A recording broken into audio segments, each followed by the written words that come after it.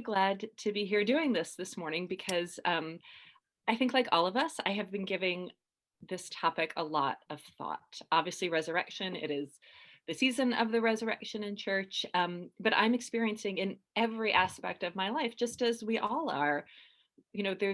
I noticed yesterday at the grocery store, there were kids at the grocery store as well as adults. My own kids are starting into in-person school. One of them is going 4 days a week starting next week.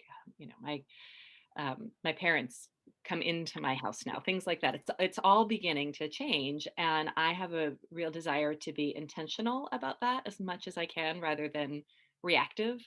So I'm glad that we as a congregation are taking some time to think about that too. And I'm so glad that Chrissy grounded this particular conversation in the gospel story last week because I wasn't here. She shared the notes with me, and I was struck by what a different discussion it was because it had started from the Bible rather than starting from where we so often start, which is all of our anxieties, because those are the things right in front of us.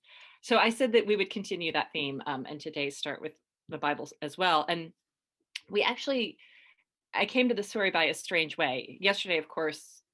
Last week, the story focused on Thomas, St. Thomas. And some of you might know that I was ordained on St. Thomas Day.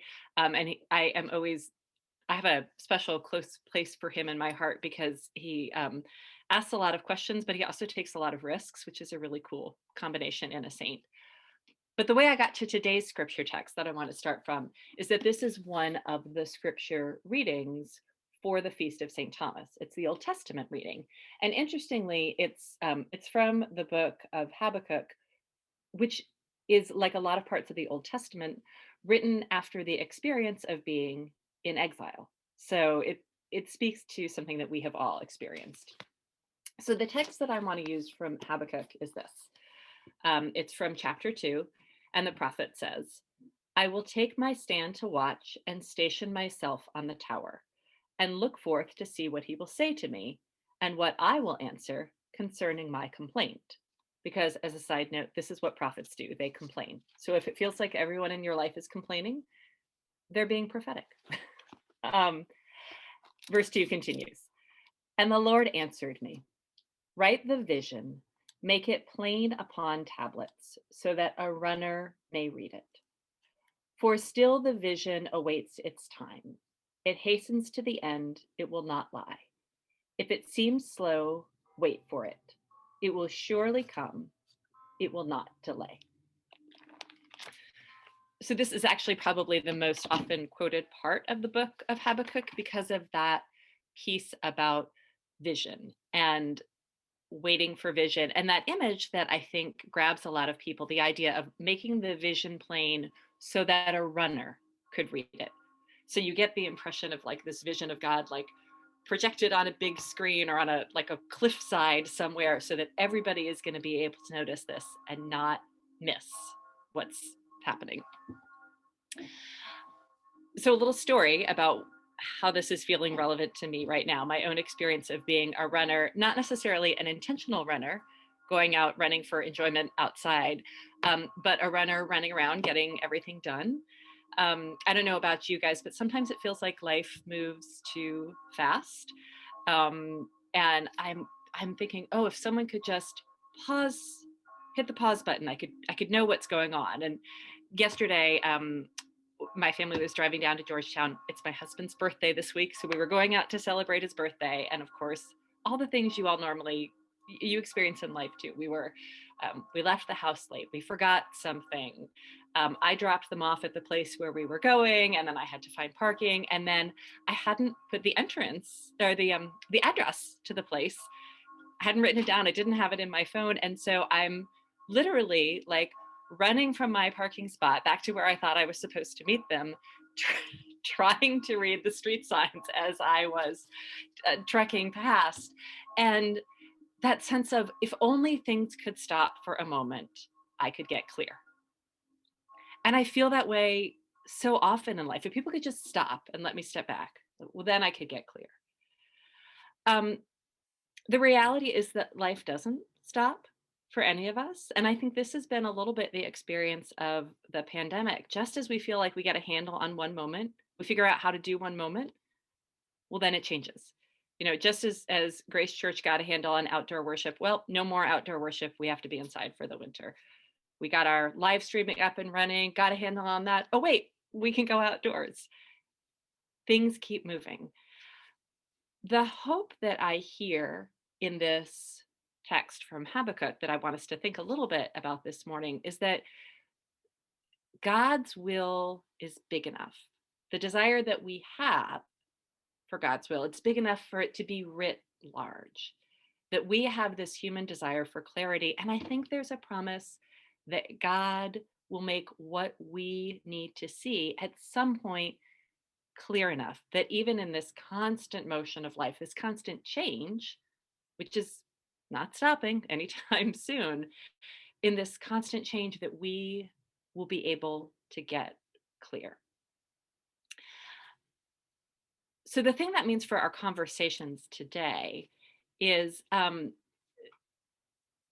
just to really define some terms. We're not necessarily, I think in this process that we're doing in this forum series, we're not doing future oriented visioning. Like I think this parish, every organization needs to do it. Grace Church will need to do it. We need to take some time at some point to envision our future.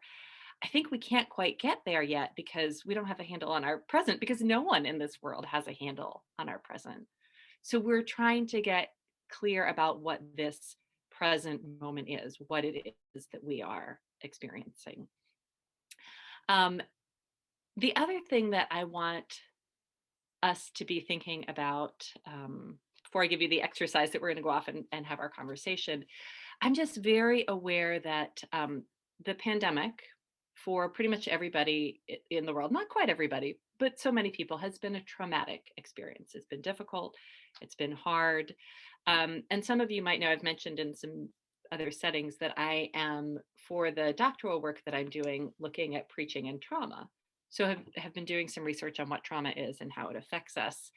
And the thing that trauma does is that it messes with our sense of time, that we don't process things appropriately, that we're kind of stuck reliving fragments of the past, often in our present. And this is something that I have noticed in my own experience and in my family's experience, that we're telling ourselves over and over these kind of remember when stories about things that really aren't that far in the past.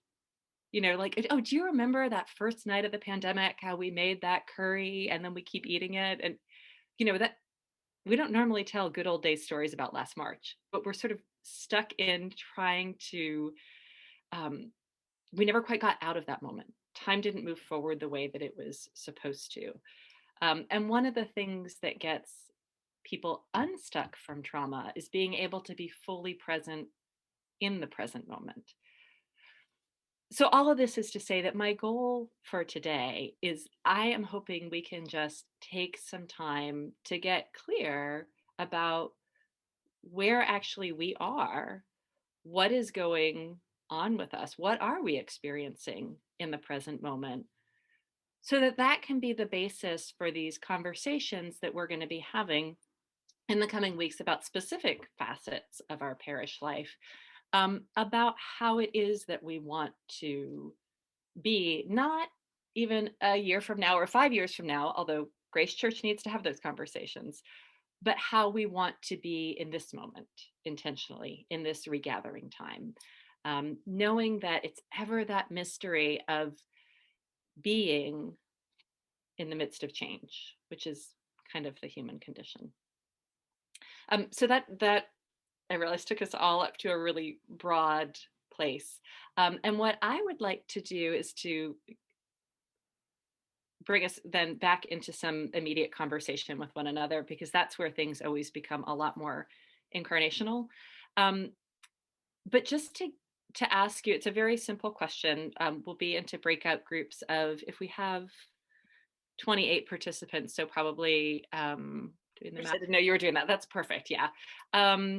So to take maybe 15 minutes, which is always goes faster on Zoom than it feels like it should, and to talk about simply this question: what are we clear on right now? And what are we not clear on? So maybe it's easier to start on the the not clear piece, because that's so evident. What feels unclear about our life together as a community right now?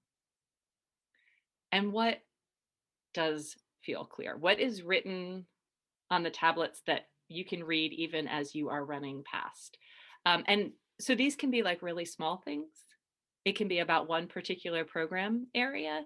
It can be a really big abstract thing. There's not a right or a wrong answer to it. But if you are, to put it another way, if you're like taking that snapshot of Grace Church at this moment, what's in focus and what's not in focus right now? What has yet to come into focus? So it's 10:43. We'll take 15 minutes and then reconvene by 11 o'clock to talk together.